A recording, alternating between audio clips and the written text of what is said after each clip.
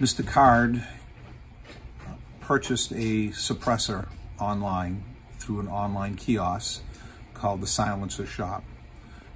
He did all the proper paperwork that was required at that time. That paperwork then goes to the federal government to get approved if he can own a silencer. Once the approval comes in, that could take anywhere from 6 months to a year. He had the approval. They send a form to us with a tax stamp, has a stamp on it, and they send us the silencer. On August 5th of this year, Mr. Card came into our store to retrieve the silencer, to do the transfer. It had already been paid. At that point in time, he has to fill out a 4473.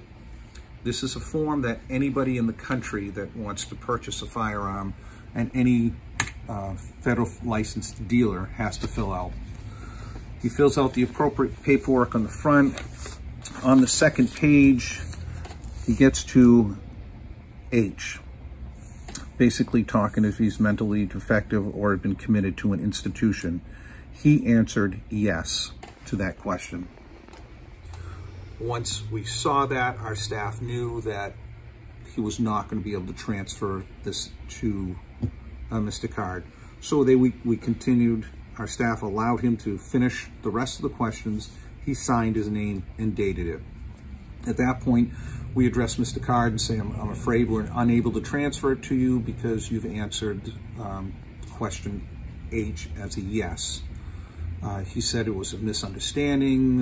He was going to get his attorney to deal with it. He said he'd get back to us. And there was not an issue, no problems.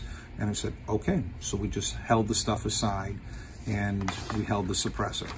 He left the store.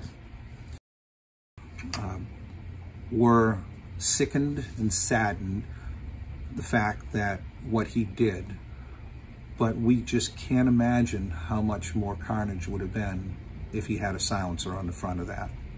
And as you know, in previous meetings, press conferences, the police department was there in 1 minute and 30 seconds because they were on a fire range in the back, and they heard the shots coming from the location. So just imagine them if they didn't hear the shots, how much time, which would have been, is just absolutely horrible.